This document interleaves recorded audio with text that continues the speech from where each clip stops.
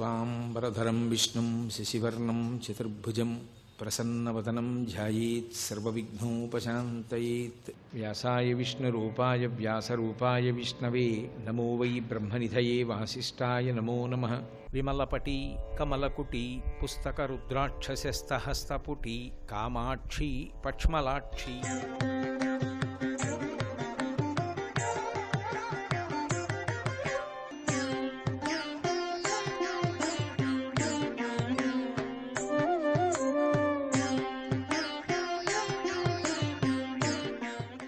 వేదం స్త్రీ విషయంలో ఎంత గౌరవాన్నిచ్చి నమస్కరించిందో చూడండి. దానికి కారణం ఒక్కటే, సృష్టికర్త అయినటువంటి బ్రహ్మగారికి సంబంధించినటువంటి అంశ ఆడదాని యందు ప్రచోదనమై ఉంటుంది. అసలు అమ్మ యొక్క శరీరమునందు అటువంటి లక్షణం లేకపోతే, మీరు భాగవతంలో కపిలగీత చదివితే స్త్రీ పురుషుల యొక్క సంయోగ ప్రక్రియ చేత విడుదలైనటువంటి ఆ పదార్థములు సంయోగము చెంది ఒక చిన్న బుడగగా ఏర్పడినప్పుడు అంది చైతన్యం పోసుకుని అందులోకి ఒక జీవుడు ప్రవేశించి గర్భవాసం చేసి లోపల సప్త ధాతువులు ఏర్పడాలి.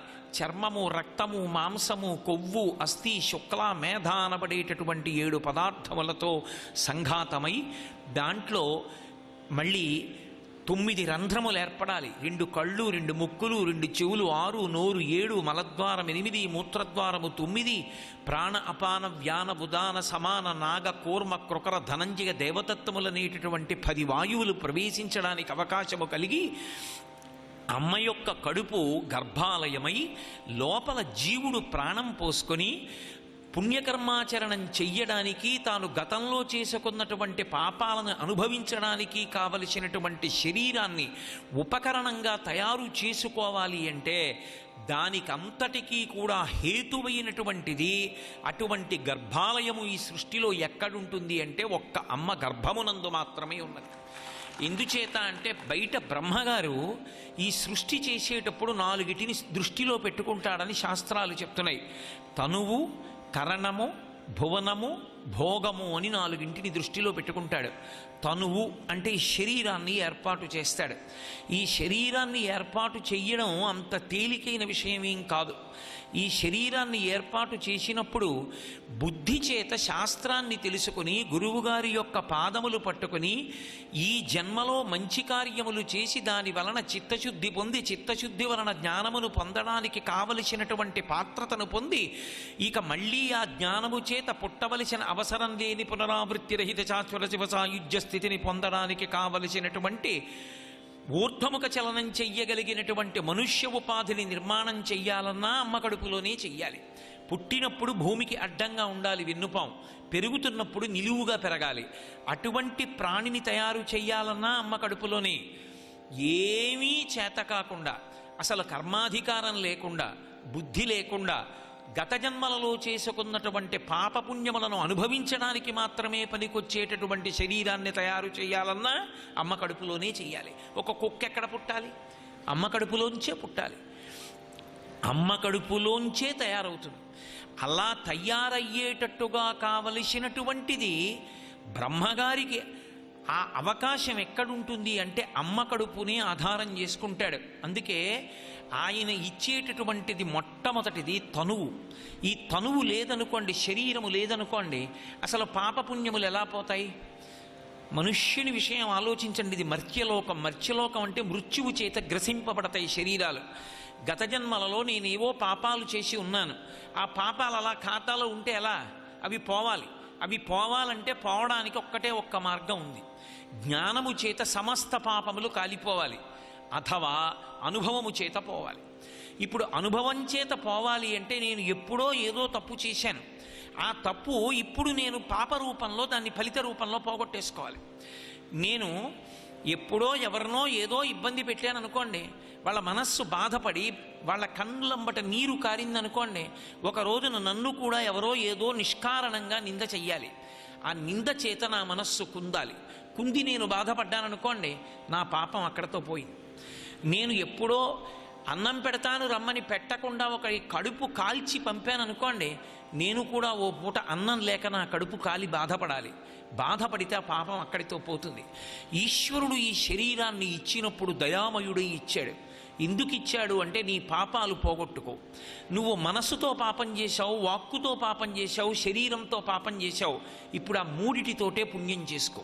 అందుకే శరీరం ఇచ్చాడు. దీంతో దేవాలయాన్ని కడుగు, దేవాలయాన్ని తుడు, మన గుడి కార్యక్రమంలో పాలు పంచుకో, తల్లికి నమస్కారం చేయి, తండ్రికి నమస్కారం చేయి, గురువుకి ప్రదక్షిణం చేయి, పరులకు ఉపకారం చేయి. మనసున్నది, ఆ మనసు చేత ఉత్తమమైనటువంటి భావములతో ఉండు.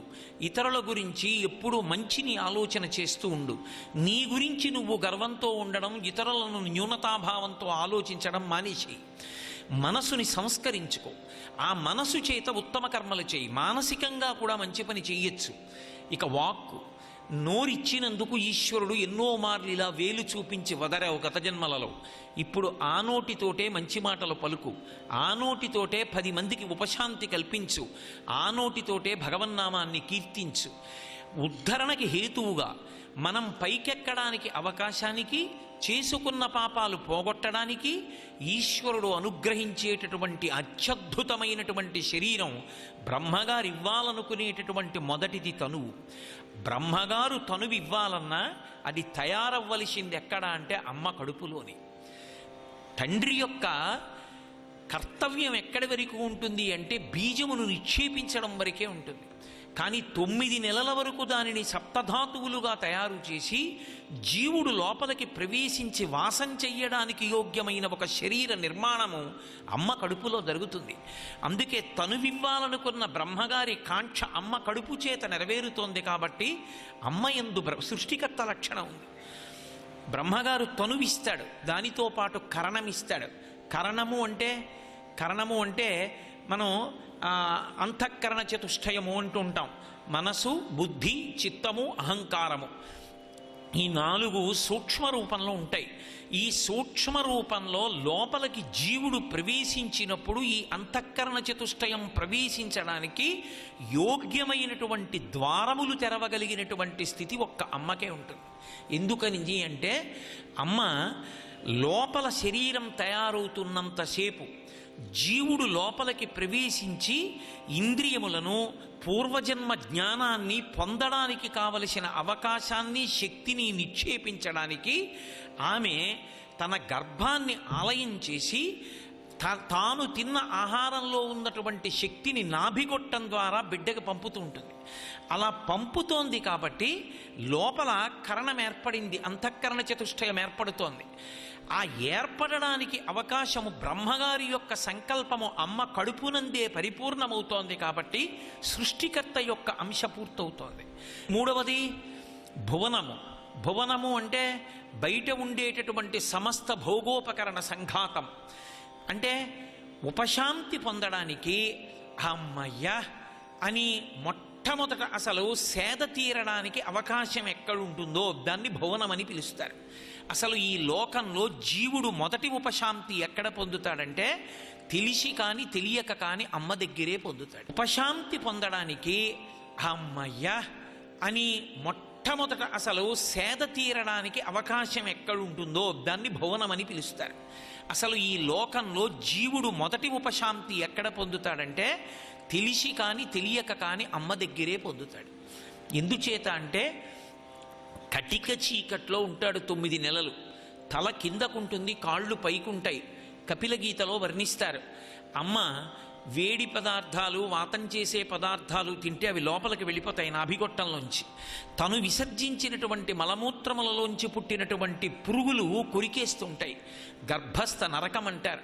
నవమాసంబులు తల్లి గర్భమున నానారోతలంచిక్కి నాకు అవకాశం విసుమంతలేకపడి తిన్నా కష్టముల్ భీతితో నవమాసంబు ఘటిల్య చాలునిక నాకా గర్భవాసంబు నివసింపన్ పనిదీర్చి కావుమికనన్ నిసత్కృపన్ శంకరా అని ప్రార్థన చేస్తాడు. ఆ కటిక చీకట్లో కదలడానికి అవకాశం ఉండదు, తిమ్మిరిక్కిపోతూ ఉంటుంది. లోపల వాత, పైత్య ప్రకోపాలు సంభవిస్తూ ఉంటాయి. బయటికి వెళ్ళిపోవడానికి విశేష ప్రయత్నం చేస్తూ ఉంటాడు. ఆ ప్రయత్నం చేసినటువంటి వాణ్ణి ప్రసూతి వాయు రూపంలో పరమేశ్వరుడు బయటికి తోసేస్తాడు. తోసినప్పుడు బయటికి రాగానే శఠమన్న వాయువు పట్టుకుంటుంది. పట్టుకోగానే పూర్వజన్మ జ్ఞానము విస్మృతిని పొందుతుంది. ఆ పూర్వజన్మలకి సంబంధించిన జ్ఞానము మరుగున పడిపోతుంది. పడిపోగానే అంత చీకట్లోంచి బయటికి వస్తాడు. పెద్ద పెద్ద ఆకారాలు కనపడతాయి. ఎవరో మనుష్యులు, పురుడు పోసినటువంటి వైద్యుడి నుంచి దీపాలు, ఎవరెవరో మనుష్యులు, ఏవో గోడలు, ఏవో కాంతులు. ఒక్కసారి ప్రాణవాయువు స్తంభిస్తుంది. ఆగిపోయి ఊపిరి ఆగిపోయినంత భయానికి లోనైపోతాడు. ఇంత భయానికి లోనైపోయినప్పుడు నా బిడ్డ అన్న భావన చేత అమ్మ ఇలా చెయ్యి వేస్తుంది. అమ్మ కడుపు దగ్గరికి జరుగుతాడు. అమ్మ స్పర్శ తగలగానే ఉపశాంతి పొందుతాడు. అమ్మయ్యా అని సంతోషపడిపోతాడు. అసలు మొట్టమొదట జీవుడు ఈ లోకంలోకి వచ్చినప్పుడు పొందేది పరమ భయం. ఆ పరమ భయానికి ఉపశాంతి ఎక్కడ దొరుకుతోంది అంటే పరమాత్మ స్వరూపమైన అమ్మ దగ్గరే లభిస్తోంది. అందుకే భువనమునందు మొదటిది ఏది అంటే అమ్మయే. ఇక భోగం, భోగము అంటే సంతోషమును పొందుట.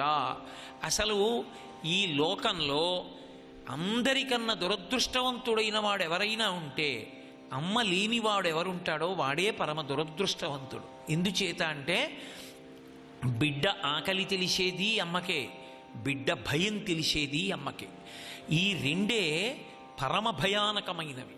ఒకటి ఆకలి, రెండు భయం. దేనికి భయం కలుగుతుందో తెలియదు. అలా ఆడుకుంటూ ఉంటాడు.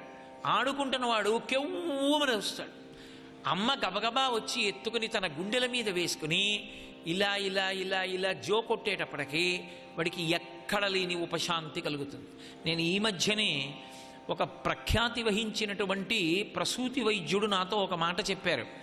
అమ్మ కడుపులోంచి బయటికి రాగానే అమ్మ పక్కన పడుకోవడానికి కావలసినంత వయస్సు వచ్చే పర్యంతము అమ్మ కడుపులో ఉండకుండా ముందుగా పుట్టేసినటువంటి పిల్లల్ని అమ్మ కడుపు ఎలా ఉంటుందో అటువంటి వాతావరణంలో ఇంక్యుబేటర్ అన్న దానిలో పడుకోబెడతారు. పడుకోబెట్టినా కూడా ఆ వైద్యుడు ఏం చెప్పారంటే రోజు ఒకసారి తల్లి వెళ్ళి ఆ పిల్లవాడిని ముట్టుకోవాలి అని చెప్పారు. ఎందుకు ముట్టుకోవాలి అంటే తెలిసి కానీ తెలియక కానీ వాడు ఆ కడుపులోనే ఉన్నాడు కనుక వాడికి ఆ స్పర్శ తగిలేటప్పటికీ ఎంత శాంతి పొందుతాడోట.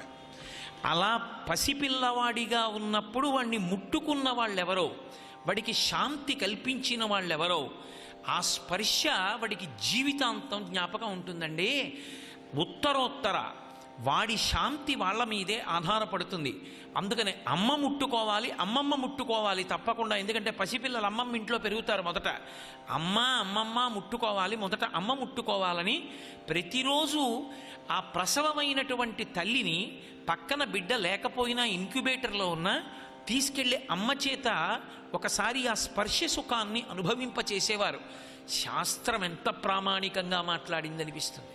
కాబట్టి భోగమన్న మాట, అసలు సంతోషము అన్న మాట ఎక్కడైనా ఉంటే కేవలము అమ్మతనంలోనే ఉంటుంది. అందుకే శంకరాచార్యుల వారు శివానందలహరి అన్నారు.